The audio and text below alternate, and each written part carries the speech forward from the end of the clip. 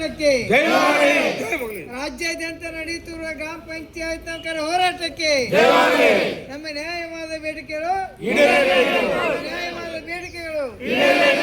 ಪರಿಷ್ಕೃತ ಕನಿಷ್ಠ ವೇತನ ಜಾರಿ ಮಾಡದ ಮುಖ್ಯಮಂತ್ರಿಗಳಿಗೆ ಧಿಕ್ಕಾರ. ಪರಿಷ್ಕೃತ ಕನಿಷ್ಠ ವೇತನ ಜಾರಿ ಮಾಡದ ಮುಖ್ಯಮಂತ್ರಿಗಳಿಗೆ ಧಿಕ್ಕಾರ. ಮುಖ್ಯಮಂತ್ರಿಗೆ ಧಿಕ್ಕಾರ.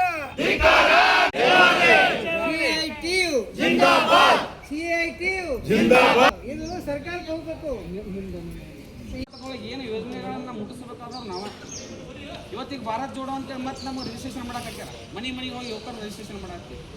ಈ ಅನ್ಯ ಇಲಾಖೆಗಳು ತೊಗೊಂಬಂದಾಗ ಒತ್ತಡ ಹಾಕ್ತಾ ಮನೆಗೆ ಹೊಡಿತೀವಿ. ಇವತ್ತು ನಮ್ಮ ಕೆಲಸ ನಾವು ಮಾಡ್ಕೋಬೇಕೈತಿ, ನಮ್ಮ ಪಗಾರ ನಾವು ಈಡೇರಿಸ್ಕೋಬೇಕಾಗೈತಿ.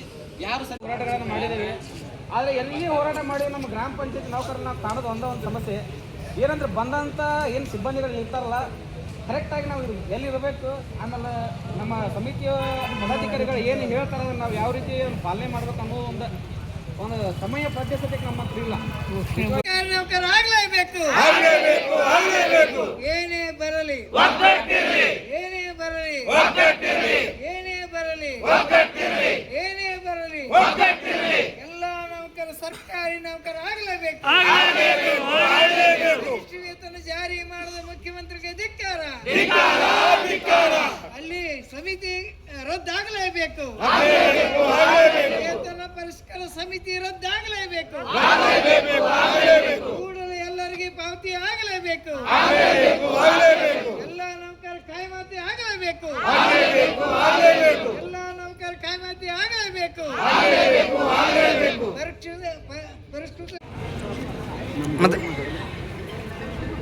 ಇವತ್ತಿನಿಂದ ಆಗಿರುವ ಗ್ರಾಮ ಮುಷ್ಕರಲ್ಲಿ ಇವತ್ತಿನ ಬೇಡಿಕೆಗಳನ್ನು ಎಲ್ಲ ಇರ್ತಕ್ಕಂಥದ್ದು ಜಿಲ್ಲಾ ಪಂಚಾಯತಿಯಲ್ಲಿ ಕೊಟ್ಟಿರ್ತೇವೆ.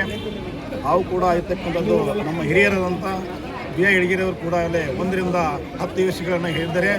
ಆ ವೇಳೆಗಳನ್ನು ನಮ್ಮ ಆಗಲೇಬೇಕು ಅಂತ ತಿಳ್ಕೊಂಡು ನಮ್ಮ ಕಂಡೀಷನ್ ಇದೆ. ಮತ್ತು ಇವೆಲ್ಲ ಆಗಲಿಲ್ಲ ಅಂತಂದರೆ ಗಡುವು ಸರ್ಕಾರಕ್ಕೆ ನಾವು ಹಿಡಿದ್ದೇವೆ. ಮುಖ್ಯಮಂತ್ರಿಯವರಿಗೆ ಡೈರೆಕ್ಟಾಗಿ ವಿಷಯಗಳ ಭಾಷಣ ಮುಖಾಂತರ ಹೇಳಿದ್ದೇವೆ. ಇದು ಕೊಡಲಿಕ್ಕೆ ಅಂದರೆ ಮುಂದಿನ ಜಗ್ಗು ಹೋರಾಟವನ್ನು ಮಾಡ್ತೀವಿ ಅಂತ ತಿಳ್ಕೊಂಡು ಹೇಳಿವೆ. ಅದಕ್ಕೆ 8ನೇ ತಾರೀಕಿನೊಳಗಾಗಿ ಸರ್ಕಾರವೇ ಇರ್ತಕ್ಕಂಥದ್ದು ನಮ್ಮ ಬೇಡಿಕೆಗಳನ್ನು ಗ್ರಾಮ ಪಂಚಾಯತ್ ಇರುವ ಬೇಡಿಕೆಗಳನ್ನು ಈಡೇರಲೇಬೇಕಂತ ತಿಳ್ಕೊಂಡು ನಾವು ಇವತ್ತು ಜಿಲ್ಲಾ ಪಂಚಾಯತಿಯಿಂದ ಮುಷ್ಕರ ಮಾಡಿದ್ರೆ ಎಲ್ಲರೂ ಒಪ್ಪಿಗೆ ಮೇರೆಗಾಗಿ ರಾಜ್ಯದ ಸಮಿತಿ, ಜಿಲ್ಲಾ ಸಮಿತಿ ಮತ್ತು ತಾಲೂಕು ಸಮಿತಿ ಎಲ್ಲರೂ ಸೇರಿಸಿ ಈ ಕಾರ್ಯಕ್ರಮವನ್ನು ಮಾಡಿಕೊಂಡಿದ್ದೇವೆ. ಎಲ್ಲ ಕಡೆಯೂ 31 ಜಿಲ್ಲೆಗಳಲ್ಲಿ ಕೂಡ ಇದು ನಡೆದಿದೆ. ಗ್ರಾಮ ಪಂಚಾಯತಿಗೆ ಆದ ನೋವುಗಳನ್ನು ಎಲ್ಲವನ್ನು ಈಡೇರಬೇಕಂತ ತಿಳ್ಕೊಂಡು ಈಗ ಹೇಳ್ತಕ್ಕಂಥ ವಿಷಯಗಳನ್ನು ನೋಡಿದ್ವಿ.